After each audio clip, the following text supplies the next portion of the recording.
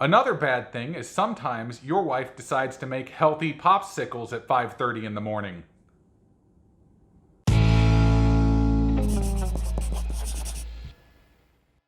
Welcome to Crocs in the Kitchen. I'm Jessica. And I am Brian. Yes, we are doing the top 10 bad things about weight loss. And this is specifically to us. You know, we know that there is crossover with other things and other bad things that happen when people lose weight. But this is specifically like the 10 things that we came up with about us. Yes. And hopefully you guys can sort of, commiserate with us as far as what some of these bad things actually are. I do want to say that before we start this, because I don't want you guys to think this is all complete negativity. No. Because at the end of the day, even though there's some bad, and that's why I put quotes around bad, things that do come along with weight loss, at the end of the day, you're still making yourself so much more healthy, and I wouldn't trade any of... No. I wouldn't want to not lose weight because of any of these things. A lot of this is done to be goofy or to kind of just be like, yeah, this is a negative thing, but it's not really like that horrible of a thing. But there are some things that are just kind of awkward that people don't want to talk about that are bad that happen. So stay tuned. Yeah, we do have that. But let's go ahead and start off our list. So Jessica. Oh, I'm okay. I'm preparing because we just decided that I'm going to do my own announcer voice. Okay, you ready? Go for it. All right. Number 10. Was that good? Sure. Number 10, buying new clothes is a pain. Okay, so it sounds fun, right? In your head, you're like, I'm going to lose weight and I'm going to buy all these new clothes and it's going to be so exciting because they fit me. And there can be a fun aspect to it. But as you're losing weight and you're trying to buy clothes and you don't know what size you wear, so you get really frustrated because you're trying to order things online or whatever. And now even in today's the whole thing going on in the world today, you can't try on, their dressing rooms are closed everywhere anyway. Mm-hmm. So you just kind of have to play a guessing game. He's really hard to shop for when it comes to size. I don't even know. But the other thing is, you get kind of stressed out because everyone's like, oh, your clothes are baggy, you need to buy new clothes. And you get that a lot. A lot. And you don't want to buy new clothes yet because you're not done losing weight. And so if you buy something and spend, decent amount of money on it, you're just going to need new stuff. And so all this just can be really stressful and can actually be a bad thing.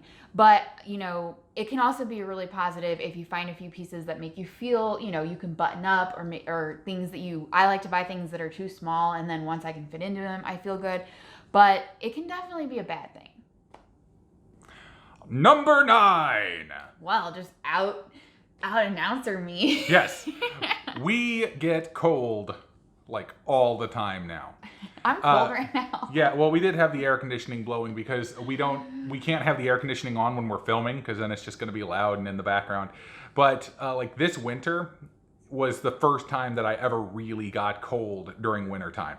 And before that, I never bothered me whatsoever. I could go out in, maybe a light jacket when it was maybe 30 degrees, which would be 0 Celsius for the rest of you outside of the US. And I would be perfectly fine. But now I am cold during wintertime all the time. And it's just annoying. It's I got to wear a jacket the entire time. I got to wear a coat over that. Sometimes this winter, because it got quite cold, I was wearing multiple layers, and it was just t-shirt, button-up long-sleeve shirt, jacket, coat, hat, scarf, gloves, you name it. That's what I had to put on. And sometimes I even had to wear, multiple layers when I was at work, because even then I was still cold, even though there was, heat there. And even now, if we leave the air conditioning on for too long, it's we just get cold while we're just sitting there on the couch. And you always have your robe on. I'll go get my robe or something like that, yeah. But at my work, they make fun of me because I always have a giant blanket wrapped around my entire body because I'm so cold sometimes now. And it's definitely different. And also, though, I will say, I always have said my entire life, I'd rather be cold than hot, though, because you can always add more layers. That's true. You can only take so much off. That is very true. All right, number 8. That was bad. That too. was really bad. Try it again.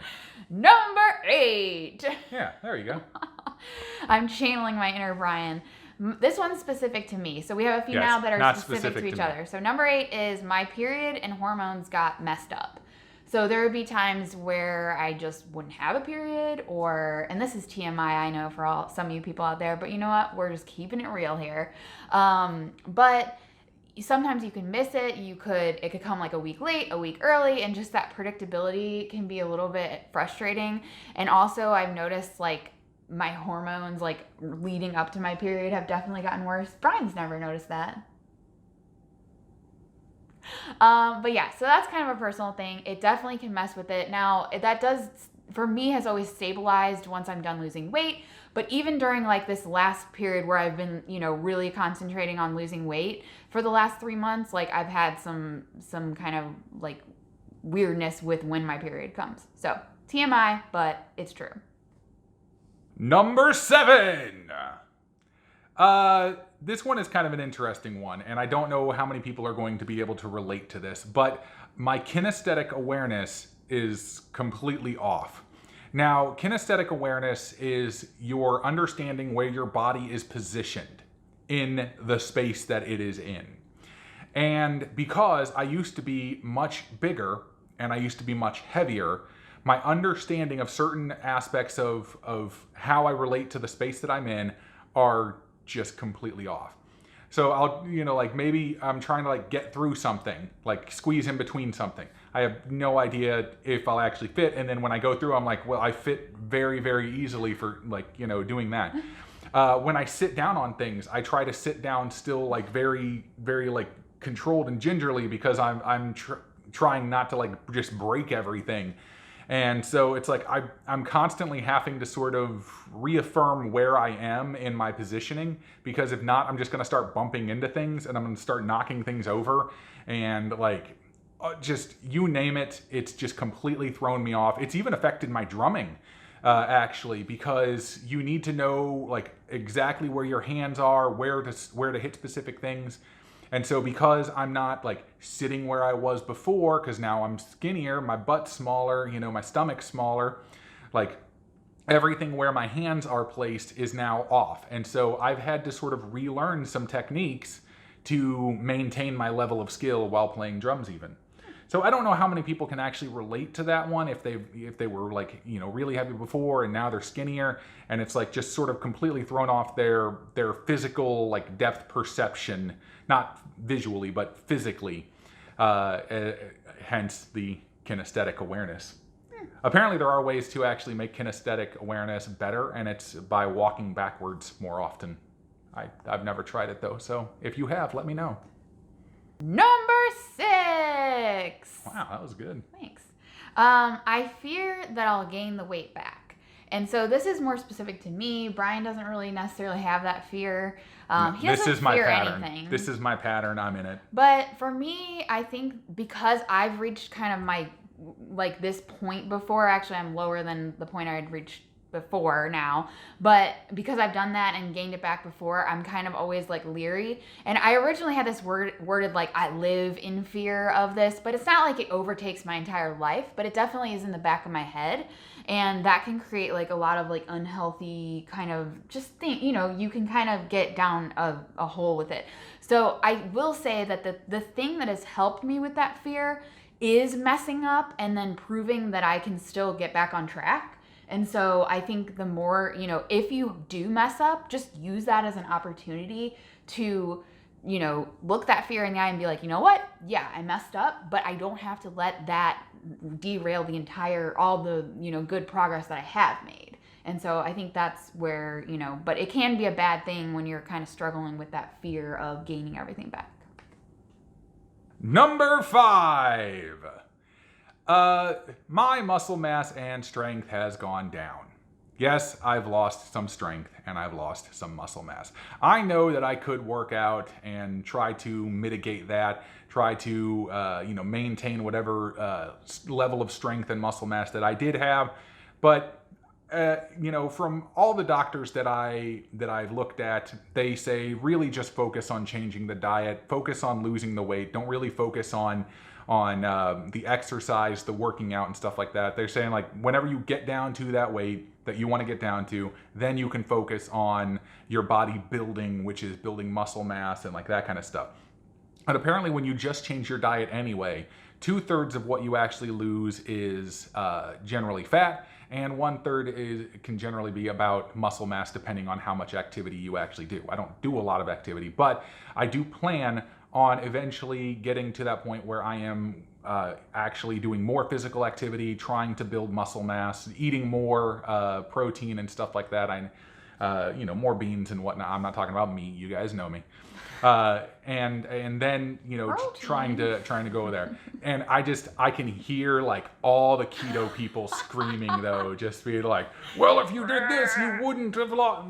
Okay, just leave it as is. This is my thing. This isn't your thing. Okay. So yes, I've lost weight. I've lost muscle mass. I have lost strength. And I can just tell in little tiny ways. I'm still fairly strong. I can still lift heavy boxes and do all that kind of stuff. I can still pick up Jessica. She's, Yeah, like I can, right? I can you one would arm pick me up with like one arm. It's kind of nice actually. It's cool. But so I'm not like weak. I haven't lost strong. everything. I'm a strong guy still, but I have noticed that I am not as strong as I used to be, and that's only mildly annoying. But at the same time, it is a bad thing. Because no man wants to really lose strength. But at the same time, my masculinity is not in the size of my muscles. So, there you go. Number 4. There are so many awkward conversations. And I just get into, like, it really messes with me because I'm already an awkward person to begin with when it comes to social settings. Yeah, I know. Believe it or not, I'm very awkward. Okay, there's a few different things that can happen. So people don't know what they should say, if they should say anything to you at all. So if they see you. So they see you and they haven't seen you for a while, and it's obvious that you've changed, but they don't know if they should say anything. They don't know if it's rude to say anything. They don't know if it's rude if they don't say anything. And so people can just be really awkward about that. But then there also will be people who don't even recognize you. And so you'll be in the room. I've been at work and had like people come in who I work with like casually, not in the office, but just like who we work with as clients or whatever, partners.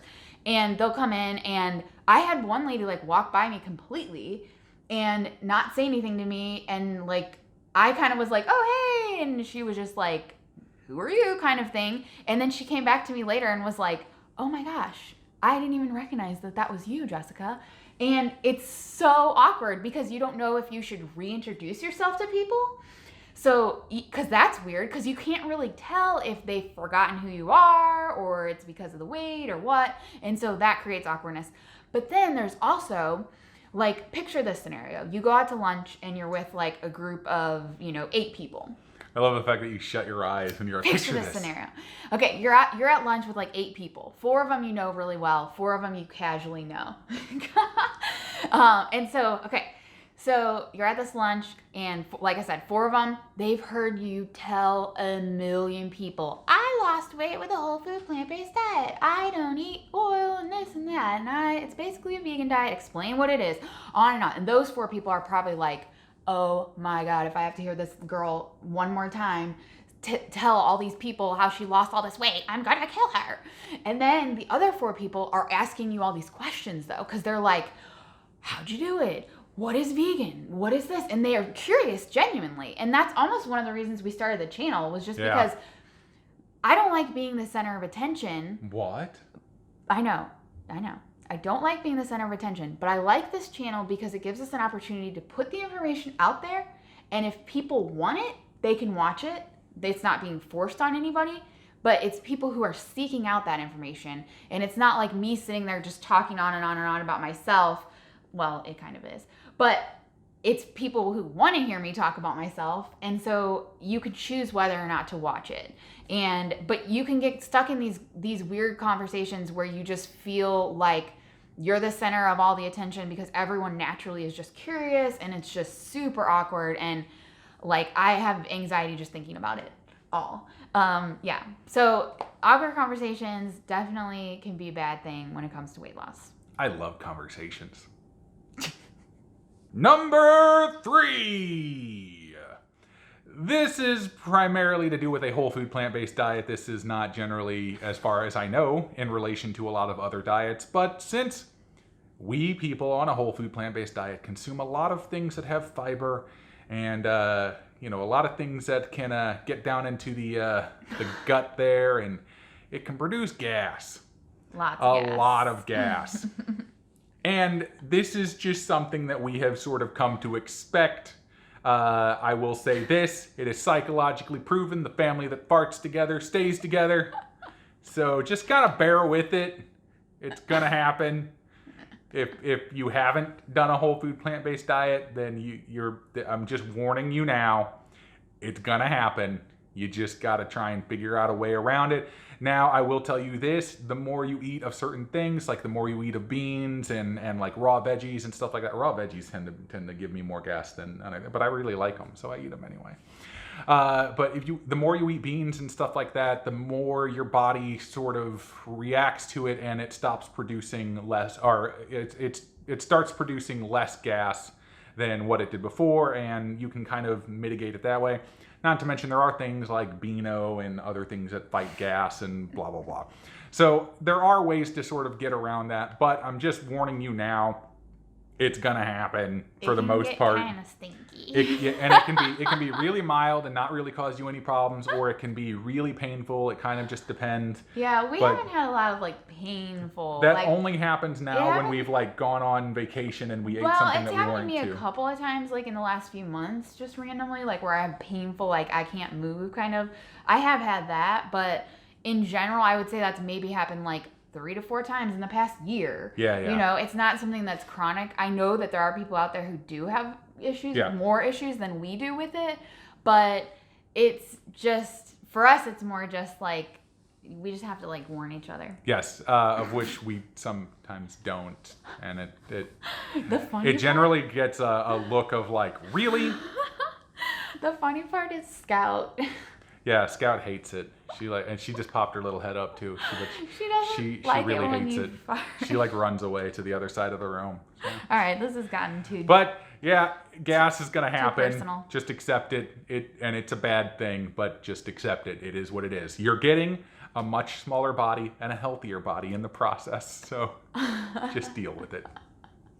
Number 2 is what we like to call bony butt syndrome. Yes.